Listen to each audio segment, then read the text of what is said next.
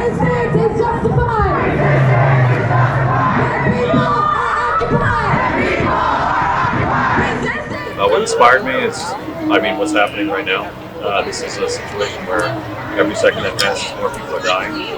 If something isn't done that makes our country and all of Western nations that are funding the genocide that's happening, if something doesn't happen that makes them stop, more people die. Every second that passes, it only gets worse. Long term, the changes I want to see the genocide stop. I want to see equal rights for Palestinians. I want to see them represented and free. I want to see them have access to their homes and land back. I believe that at a certain point, and we've long passed that point, that a government loses its right to rule over people, and the Israeli government has lost that right. We charge you with genocide. We charge you with genocide. In protest against apartheid South Africa, there was a lot of student and other movements of people that pushed America to divest from the apartheid South African government, and that was, I think, pivotal. Eventually, the institution of majority rule in that country, and I feel that the same movement is applicable here. And I hope people here, if they're students, they take the passion that's on display here today and bring that back to their schools. And if there are any investments in Israel, to protest and to tell their schools that they don't want to be complicit, they don't want their money going to a country that treats people like this. Well, I think the most the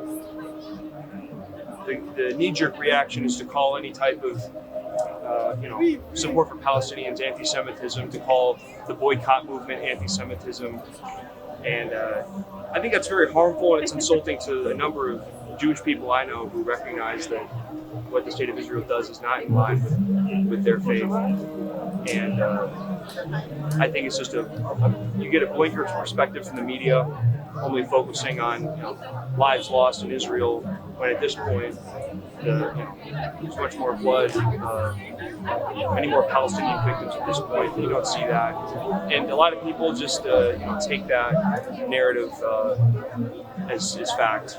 They don't know any better, and I think that's probably people's job as activists to be in their communities and to educate people on these issues and explain how it's relevant to Americans too. Many of there are multiple police departments in the United States that rely on Israel for quasi-military training. They use the techniques first on Palestinians over in the Middle East, and they are taught to our police officers here to use against our own marginalized populations. And I think if we make the connection for more people, we can maybe start to see the narrative change. And I think it's despite all the obstacles, I think there's much more favorable support for Palestine among Americans than any time in the past.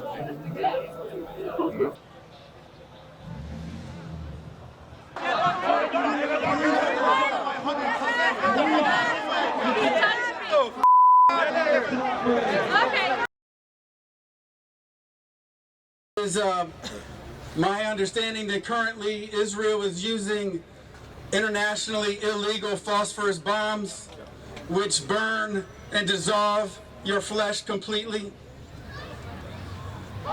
When I was in Israel, I saw checkpoints. I saw green license plates for one people and yellow license plates for another people. It is horrendous what is happening now and breaks my heart. I saw the bullet holes in Abraham's mosque in Hebron, and all I can say is, free, free Palestine! Free, free Palestine!